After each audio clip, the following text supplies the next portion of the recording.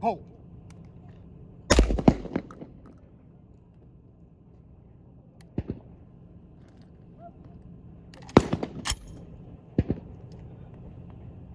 Pull.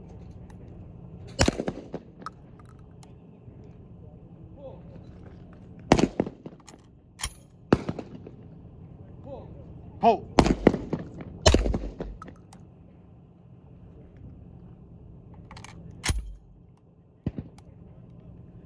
Pull.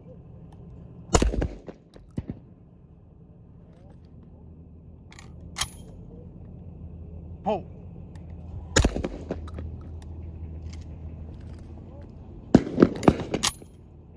Pull.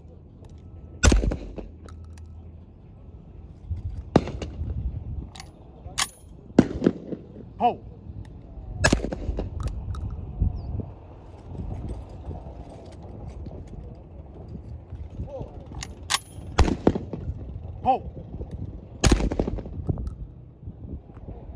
All right, guys, Murph's here, and today we're going to talk about this, a Remington Model 11 Sportsman, chambered in 16 gauge. Now, in order to talk about this, we're going to talk about a little bit of history. In 1902, John Moses Browning developed the first successful semi-automatic shotgun, which would become designated the Browning A5. Now, FN would pick up production of the A5 initially, but Remington would wind up having its own licensed copy in 1905, designated the Remington semi-automatic shotgun. In 1911, Remington was bought out by Union Metallic Cartridge Company, and they would change the designation of the Remington semi-automatic shotgun over to the Model 11. The next notable, I guess, occurrence in the Model 11's history is where we get to this shotgun. In 1930, Remington unveiled the Model 11 Sportsman. Now, the difference between the Sportsman and the regular Model 11 was that the regular Model 11 had a 4+1 capacity magazine. The Sportsman would go to a 2+1 capacity, and this was because there was a fundamental shift in conservational hunting in the United States during this time period. So now, at this time, it's considered more sportsmanly to only have 2 rounds in the magazine, 1 in the chamber. It gives the game a better opportunity to be able to get away. And this is actually a regulation that we still see today in migratory bird hunting. Now, the initial presentation of the Sportsman would be in 20 gauge. By 1931, 16 gauge and 12 gauge would also join the product catalog. Now, all of this would have progressed fairly normally had World War II not started, because in 1941, the United States started moving over to a wartime economy, which meant a lot of limitations and also some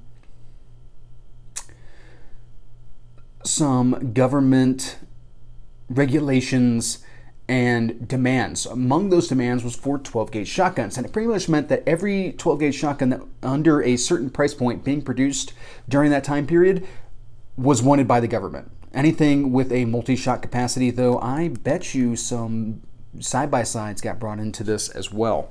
And this was because arms in general are needed, and part of needing arms is not just like, hey, you know, Remington, we need you to produce 1903 Springfields, or we need like H&Rs start ramping up for M1 Garands, or whatever it is that it may be. You also need rear echelon type arms back on the homeland, or back on the home front, in order to free up guns to be able to go overseas. So with that, 12 gauges were in high demand. Not just the 1897 and Model 12 Winchesters, which would be trench guns, yet again, fighting in World War II, but also shotguns were needed for riot control. Shotguns were needed by warehouse guards and all that kind of stuff. And one of the interesting uses of the Model 11 was as a training arrangement for anti-aircraft gunners, and then also the gunners that were on bombers. Now, this wasn't just like taking the guys out to a trap range or something along those lines and letting them shoot shotguns. These shotguns would actually be placed into mounts that would give them the ability to use butterfly triggers, and also the same sight arrangement that these gunners would have on their machine guns. And this was done for a couple of reasons. First off, shooting a 50 caliber machine gun up in the air, that bullet's going to travel a very long way, which means that you need a lot of SDZ in order to be able to accommodate that. Vast majority of ranges try to make sure that you're shooting solid projectiles, especially 50 caliber, in a pretty direct fire type manner. They're not looking for you to just empty the gun into the air at a 45-degree angle. So that is a very training practical portion of this, but also this gave the opportunity for the gunners to still learn how to lead a target, especially from a moving target. These mounts would also be thrown onto like trailers and stuff like that, so they could drive the guys around and shoot at claybirds in the air. So it gave them the opportunity to practice on shooting at moving targets, especially utilizing the same sight arrangement that they would have on their machine guns, but it was done on a smaller range and at less of a cost.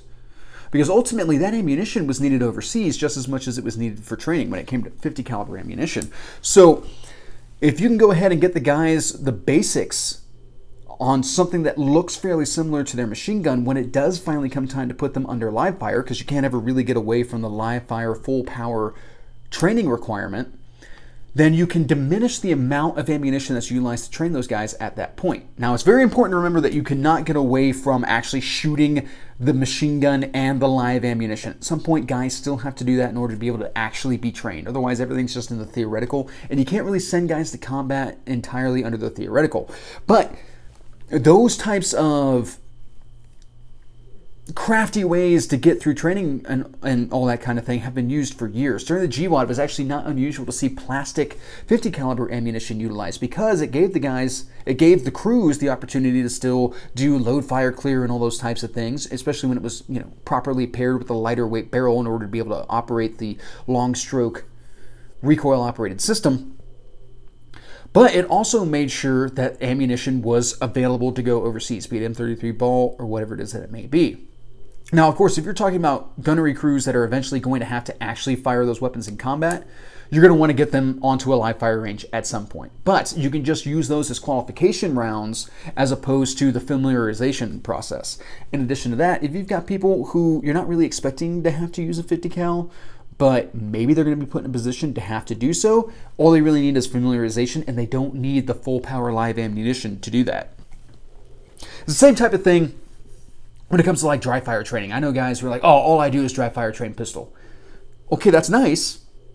And it still gets manipulation and trigger squeeze down and all that type of thing, but eventually you have to put that gun under recoil and test your recoil management, malfunction clearance, all those types of things. So a little bit of a rabbit hole there, but you get what it is that I'm saying here. So the interesting thing here, though, is that there would not be very many Sportsman Model 11s that would get pressed into service with the United States military, and that is primarily due to the shorter magazine capacity. So in 1941, when the order came down that the U.S. government wanted all 12 gauges, sure, whatever Sportsman shotguns Remington had lying around at that point were going to go to the U.S. government. They would get the appropriate ordnance crests and all that kind of stuff. However, as the war went on, there would be no need to produce the Sportsmans because of the diminished magazine capacity. So primarily Model 11s will have the Ordnance Corps acceptance markings and a couple of other minor refinements that were put in place in order to speed up production and all that kind of thing. So already Model 11 Ordnance Crest stamped Model 11 shotguns are kind of rare to begin with. A Sportsman with the same markings would be more so. I actually just saw a Model 11 with Ordnance Corps markings on it last weekend at a gun show. It's pretty cool. Now, 1945, the war would end. Remington would go back into production of the Model 11 Sportsman for a short period of time. However, it would discontinue production in 1947 in order to switch over to the new Remington Model 1148. So that's the last time we're going to see that shotgun for the rest of this review. All right, guys, that pretty much covers features. Why don't we go ahead... that pretty much covers history. Why don't we go ahead and start talking about the features of this particular shotgun. Right off the bat, we have a 28-inch barrel. You will find Model 11s and a wide variety of barrel lengths. Sportsmans, you're going to see beyond 20 inches, unless it's been cut down. Now, in addition to that, this is a plain barrel. I don't believe I've seen a Model 11 or a Sportsman with a solid or vent rib barrel. If you have one, let me know about it in the comments section. Now, as you can see here, we have a ramped bead at the end of our muzzle. You can also find these with a plain bead. I am a huge fan of plain single beads on wing type shooting shotguns. It allows me to remain target focused and all that kind of stuff whenever it is that I'm tracking a moving bird. This is a full choked shotgun. You'll find these in a variety of chokes, medium, improved cylinder, all that kind of stuff. Modified, excuse me, not medium. These are not steel rated barrels. It's something that's very important to keep in mind with these. These predate the standardization of steel ammunition being used for waterfowl type hunting. So you're going to be careful about that. This is a 2 3/4 inch chamber,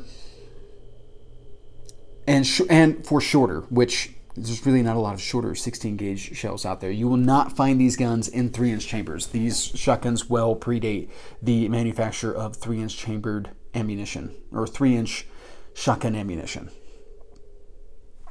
Now you will at times find these with a polychoke or something along those lines added to them that could be ordered from the factory. A lot of times they were retrofitted afterwards. Now, another difference between the Model 11 and the Sportsman is that the Sportsman has a little bit larger handguard that also has these finger grooves set into it. There was apparently some discussion over whether or not this was considered to be a benefit. I don't consider it bad. I don't consider it so beefy that I can't grip it or anything along those lines. So I can't imagine why anyone would complain about this handguard. Now, this is a 2-round capacity gun. You can modify these to hold 4, but it's a pretty in-depth process. And in general, there's not a lot of parts out here for these guns. So you might want to be a little bit careful about what it is that you go in modifying. All right, now coming back to our receiver, we see that we have this very distinctive humpback shape to it. This is a long stroke recoil operated system. The barrel does come back slightly whenever it is that the bolt cycles. And then there's a spring located in the buttstock that drives the bolt forward yet again. There's supposed to be a leather buffer in the back of the receivers here. It is something that is important to keep an eye on because those will dry rot over time. So make sure that you have those. Now, this gas system is actually tunable, which I find really interesting. So let's get this off here real quick for you guys.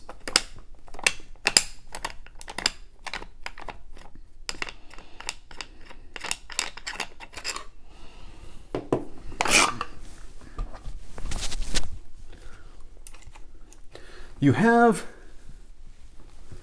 some weights. You can see here the barrel coming back ever so slightly in order to be able to cycle the action. You have a weight that is associated with the end of this gun, and where the split portion of that ring is sticking out is whether or not that weight is engaged, which is important for if you're shooting light or hunting type loads. That all comes down to how fast the bolt is coming back to the rear to make sure that you're not beating the gun to death any more than you have to. Now, I've not necessarily played around a lot with the weights as far as like seeing how light of a load I can run and still get the gun to cycle. I can tell you that I have cycled all kinds of loads through this shotgun with no issue. And that's kind of getting more into the shooting portion, which we'll cover later. All right, now on the back here, on the back of our receiver, you can see that we have this cutout. It almost looks like the gutter sight on a revolver or something along those lines. It is serrated in order to make sure that it breaks up the glare of the sun. And if you really wanted to, you could use that as kind of like a rear sight or something along those lines if you're trying to take a finer shot. On the side of our receiver, we do have some game scenes. So on this side, we have a pheasant in a field. And on this side, we have a duck taking flight off of some water. Earlier versions of this gun would have 3 birds per side. There would be a later post-1930 refinement in which it would go to just 1 bird on either side of the receiver. As far as I can tell, this is a late 30s produced shotgun based off of serial number range and then also the game scenes on it. All right, our bolt has the Sportsman stamped into it. It's a really quick and easy way to be able to tell that you have a Model 11 Sportsman. Our bolt, of course, locks to the rear on an empty chamber along with initial loading. You can put your one in the chamber at that point. Your bolt release is located right below the bolt handle when it's in the forward position. You press that in order to be able to release the shell as well as be able to load the magazine. As you can see here, I can press On my lifter, it does not move. However, when I depress the bolt release, now I can load shells into the shotgun. This is not unusual to see, especially with earlier designs of semi-autos, but this same type of format is echoed in the Beretta semi-automatics as well as the Benellis. Hold.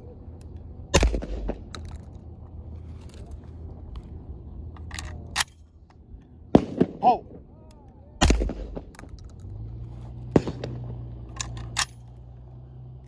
Hold.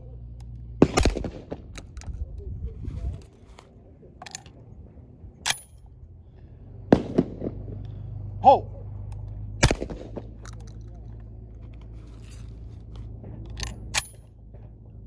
Hold.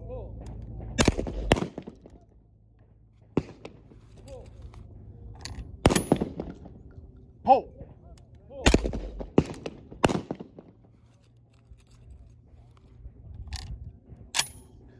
Hold.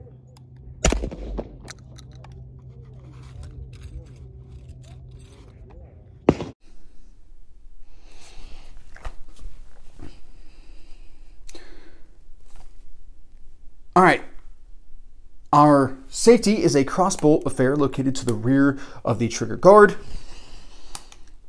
which is not my favorite location. I prefer my safeties in front of the trigger guard so that my finger comes back onto the trigger instead of having to press the safety and then kind of either wrap around onto the trigger, kind of move past it, then come back on it. That's just a personal preference type thing on my part.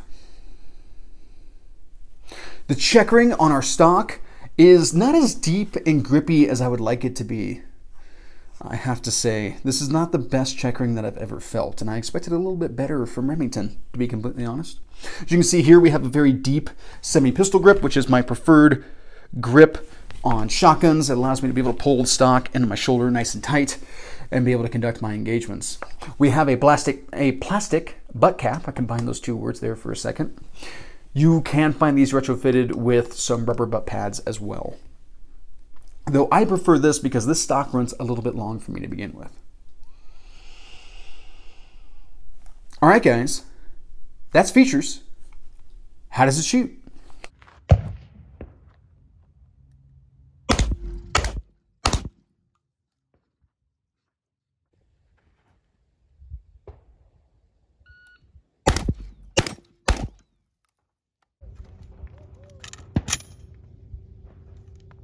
Hold.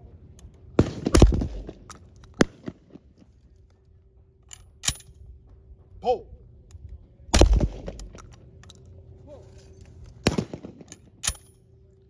Hold.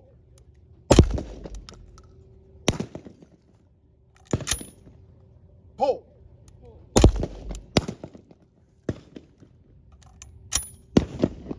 Hold.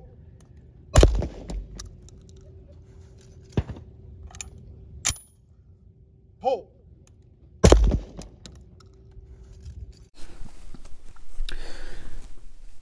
So I actually have some kind of mixed feelings on this particular shotgun. When it comes to recoil and all that kind of stuff, this is a very light recoiling gun because it is a rather heavy gun. So there's no real issue with recoil management or anything along those lines. That's not an issue I have with it. Mine is entirely when it comes to reactionary type shooting, tracking claybirds and all that kind of stuff, to where I find that this gun does not mesh with me as well as I would like it to. The pointability of it is just a little bit off. And I think a lot of that has to do with this humpback receiver, where it sits a little bit higher than I'm used to whenever it comes to presenting the gun. And it actually causes me to have to really focus on finding my bead and all those types of things, which for the most part, guys, when it comes to wing type shooting, I've always been more of like an instinctual point shooter, to where I pick up the target with my eyes and then bring that bead into place with my eyes as my head follows the target and all that kind of stuff. So when it comes to follow through and all those types of things, I am very, very target oriented when it comes to that. However, you do still have to have your bead in reference to the target whenever it is that you break that shot. So that's something that I find myself a lot of the time on the presentation having a little bit of struggle with. Now, some of that also could be because this does run a little long, which generally I prefer a little bit shorter stocks for me on shotguns, just because I feel like they are a little bit faster into my shoulder and all that kind of stuff, especially when you have heavy clothing on and all that kind of stuff. So this is honestly probably, yeah, that is the appropriate length for me, is what I actually should be sized at, but I do prefer the guns to be a little bit shorter. A little bit shorter. They're a little bit faster acting to the shoulder. And you can see there where I really have to like drive and adjust my cheek to this humpback in order to be able to get down on the target properly.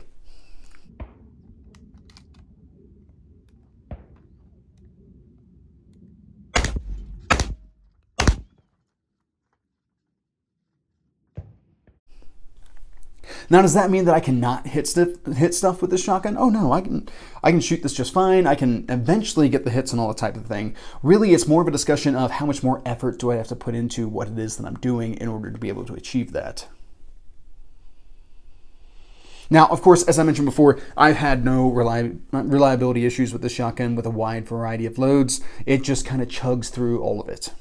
So that is something that I massively appreciate and really look for in semi-automatic shotguns, because so frequently, especially with your gas systems, they have a tendency to be very, very rough when it comes to reliability, because they're very velocity dependent and all that kind of stuff. And I have always kept an eye out for shotguns that are fairly blind when it comes to the different types of ammunition that you can run through them. And this is a perfect example of that. And I think a lot of that has to do with not only being a John Moses Browning design, but also this long stroke piston, or this long stroke recoil operated type system.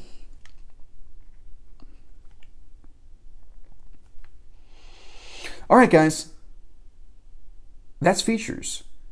What are my recommendations when it comes to this shotgun? Would I recommend this for duty type use? Absolutely not. At 3 rounds of capacity, not that great. 16 gauge, not that many options out there. It's a full choke barrel. I wouldn't try to run slugs or buckshot through it. There's no ability to be able to add lights or optics or any of those types of things. This is very much so not a defensive type shotgun at all.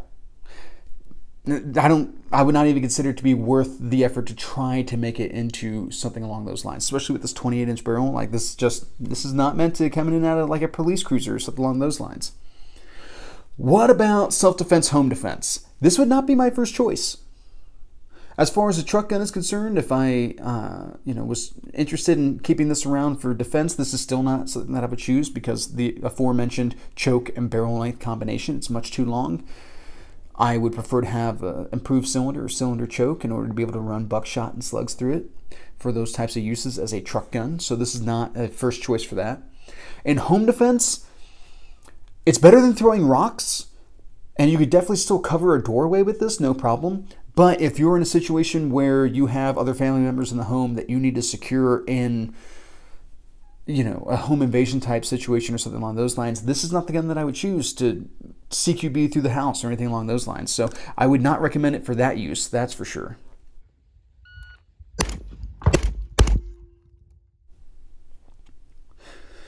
What about competition type use?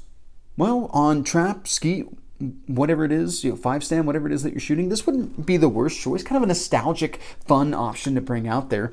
I will say that I think you would be better suited having a poly choke, especially when it comes to skeet, so that you were able to cycle between different chokes and do the different engagement distances. It'd probably be helpful in 5-stand as well. Now, keep in mind, guys, I've never shot skeet, and I occasionally shoot 5-stand. It's pretty rare, and really, lately, I haven't been shooting a lot of trap. So I'm not necessarily the best person to talk to when it comes to competition requirements and all that kind of stuff, but I don't think this would be out of place given the right circumstances. You may not be as competitive as something more modern, lighter weight, faster tracking and all that kind of stuff, but this would still, I think, make for an enjoyable weekend of shooting in that type of sense, and that type of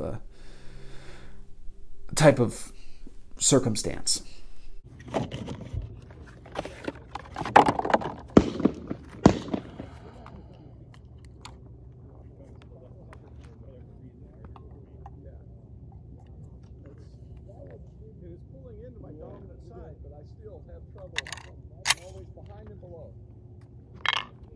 Halt.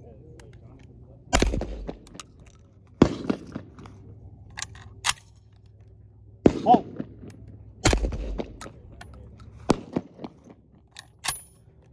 pull,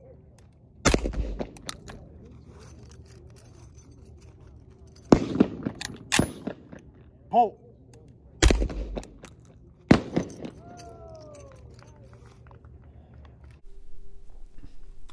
Well, what about for hunting type uses? Absolutely. I think this would be a fantastic dove gun.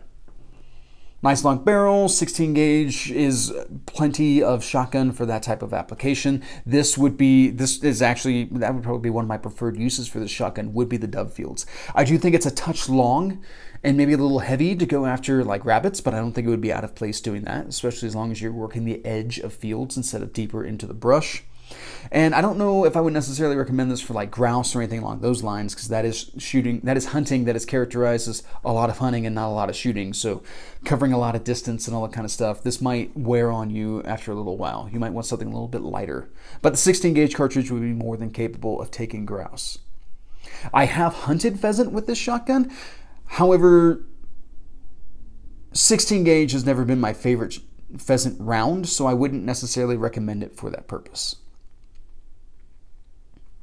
All right, guys, what are my uses for this shotgun? Well, as mentioned before, I have taken it pheasant hunting, but I think, and honestly, my reservations for using it for pheasant hunting probably has less to do with the 16 gauge shot shell and more to do with the fact that this gun just does not vibe as well with me as a lot of my other hunting type shotguns do.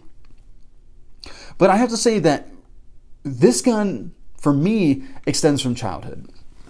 So when I was a kid, we first got into shooting and all that kind of stuff. We were shooting a lot of trap. I used to spend a lot of time out on the trap range. My father actually picked up a Model 11 Sportsman that had a poly choke on it, and the barrel had been cut back a little bit as well. That was an extremely handy shotgun, and I think the little bit shorter stock, along with the little bit shorter barrel, and then the poly choke that was added on there, allowing me to change up my choke pattern and all that kind of stuff, really came alive in my hands in a way that this shotgun just hasn't. That's really one of the reasons that I feel like I need, like, dimensionally, that it just needs to be a couple of little tweaks made to this gun in order for it to better fit me in my shooting style. But I do have a strong sense of nostalgia for the Model 11 because I've had a ton of fun with the Sportsman out on the trap line. So I don't necessarily look to get rid of this gun as much as it's in the solid category of fun gun for me. Alright guys, I think that pretty much covers my thoughts on this particular subject. I hope you guys found this interesting, and that's pretty much what I got. Have a good day.